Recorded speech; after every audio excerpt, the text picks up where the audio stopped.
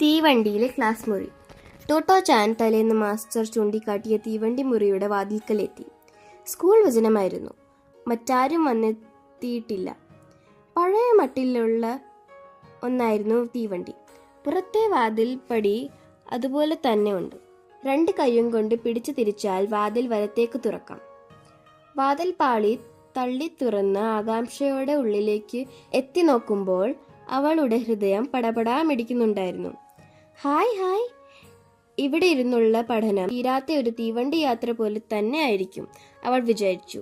ജനാലകൾക്ക് മുകളിലെ ലഗേജ് റാക്കുകൾ തീവണ്ടിയിലേതുപോലെ തന്നെ. നേരിയ ചില വ്യത്യാസങ്ങൾ മാത്രം. കമ്പാർട്ട്മെന്റിന് മുന്നിലായി ഒരു ബ്ലാക്ക് ബോർഡ്. പിന്നെ മുഖാമുഖമുള്ള നീളൻ സീറ്റുകൾക്ക് പകരം ബോർഡിനഭിമുഖമായ ഡെസ്കുകളും കസേരകളും. നിന്ന് യാത്ര ചെയ്യുന്നവർക്കുള്ള കൈപ്പിടികളില്ല. മറ്റെല്ലാം ശരിക്കും ഒരു തീവണ്ടി മാതിരി. അവൾ ഉള്ളിൽ കടന്നു മുന്നിൽ കണ്ട ഒരു സീറ്റിൽ ഇരിപ്പ് പിടിച്ചു. പഴയ സ്കൂളിലേതുപോലെ തന്നെ ഒരു തടി കസേരയാണ്.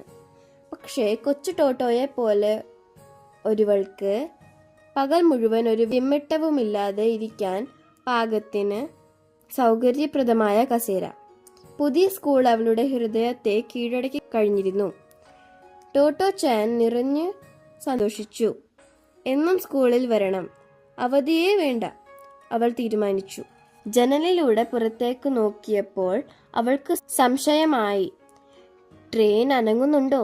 തീവണ്ടി പള്ളിക്കൂടം നിശ്ചലമായി നിൽക്കുകയാണെന്ന കാര്യം ടോട്ടോ ചാനിന് അറിയാം. പക്ഷേ സ്കൂൾ മൈതാനത്തിലെ മരച്ചില്ലകളും പുനിരകളും ഇളം കാറ്റിൽ തലയാട്ടിക്കൊണ്ടിരുന്നു. അതുകൊണ്ടായിരിക്കാം അനങ്ങുന്നുവെന്നു തന്നെ അവൾക്ക് തോന്നി. ഹായ് ഹൂ, എന്ത് രസമായിട്ടുണ്ട് ഈ സ്കൂൾ! ആർത്തു വിളിക്കാതിരിക്കാൻ അവൾക്ക് കഴിഞ്ഞില്ല. ജനലഴികളിൽ മുഖമുരുമ്മി കൊണ്ട് അവൾ ദ്രുതഗതിയിൽ ഒരു പാട്ടുണ്ടാക്കി. മതിമറന്ന് ആഹ്ലാദിക്കുമ്പോഴെല്ലാം താൻ ചെയ്യാറുള്ളതുപോലെ കുഞ്ഞു ശബ്ദത്തിൽ ടോട്ടോ ചാൻ പാടി. ഹായ് ഹൂ, എന്ത് രസം, എന്ത് രസം! ഹായ്, എന്ത് രസം! എന്തിനാ നിനക്കിത്ര രസം? അതെ. അത്രയുമായപ്പോഴേക്ക് ആരോ കടന്നു വന്നു. അതൊരു പെൺകുട്ടിയായിരുന്നു. അവൾ തൻ്റെ ബാഗ് തുറന്ന് നോട്ട്ബുക്കും പെൻസിലും പുറത്തെടുത്തു. അവ തൻ്റെ ഡെസ്കിൽ വെച്ച ശേഷം കാൽ വിരലിന്മേൽ നിന്ന് കൈയെത്തി സ്കൂൾ ബാഗ് ലഗേജ് റാക്കിൽ നിക്ഷേപിച്ചു. പിന്നാലെ ഷൂ ബാഗും. എല്ലാം ശ്രദ്ധിച്ചുകൊണ്ടിരുന്ന ടോട്ടോ ചാൻ പെട്ടെന്ന് പാട്ടു നിർത്തി എഴുന്നേറ്റു. ദ്രുതഗതിയിൽ അവളും അതൊക്കെ അനുകരിച്ചു. അപ്പോഴേക്കും ഒരു ആൺകുട്ടി വന്നു. അവൻ വാതിൽക്കൽ തന്നെ നിന്ന് ബാസ്കറ്റ് ബോൾ കളിക്കുന്ന മട്ടിൽ ബാഗ് റാക്കിനെ ലക്ഷ്യമാക്കി ഒരൊറ്റയേർ. ധും! അതാ കിടക്കുന്നു.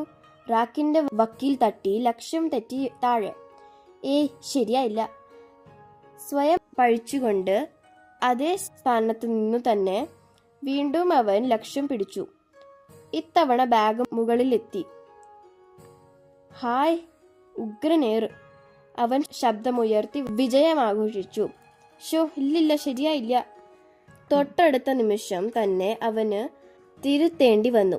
കാരണം നോട്ട്ബുക്കും പെൻസിലും ബാഗിനുള്ളിലാണ്. അവൻ ഡെസ്കിന് മുകളിൽ കയറി നിന്ന് റാക്കിന്റെ ഉൾവശത്ത് കിടക്കുന്ന ബാഗ് തുറക്കാനുള്ള ശ്രമമായി. ആദ്യ ശ്രമം തന്നെ പരാജയം. ഇന്നത്തെ ഏറ് ശരിയായില്ല. അവൻ പിറപിറുത്തു. ഒന്നിനു പുറകെ ഒന്നായി 9 പേർ തീവണ്ടി മുറിയിലെത്തി. ആ 9 പേർ ചേർന്നതാണ് ടോമോസ് ഗാക്വനിലെ 1-ാം സ്റ്റാൻഡേർഡ്. ഒരേ തീവണ്ടിയിലെ 9 സഞ്ചാരികൾ അങ്ങനെ തുടങ്ങുകയായി.